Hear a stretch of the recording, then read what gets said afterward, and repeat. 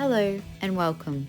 In this tutorial, we're looking at the mobile version of the Mentally Healthy Workplace module. This module is designed for members to regularly assess mental health related policies and procedures in the workplace and provides feedback and recommendations via a summary report, which is produced each time a new review is completed.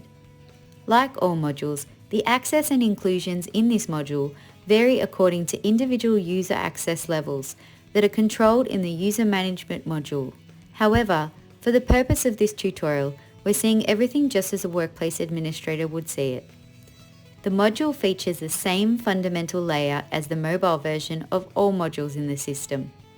To complete a new submission, select the Add a New Record button.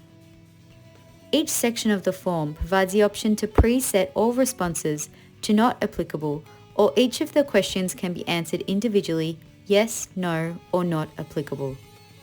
Each no response requires entry of comments, actions in the space provided, and when submitted, all no responses will generate a task for later action as required.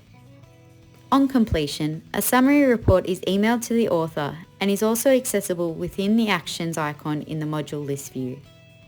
And that concludes this tutorial. For more information, please refer to the on-screen system help notes and tooltips. Thanks for watching.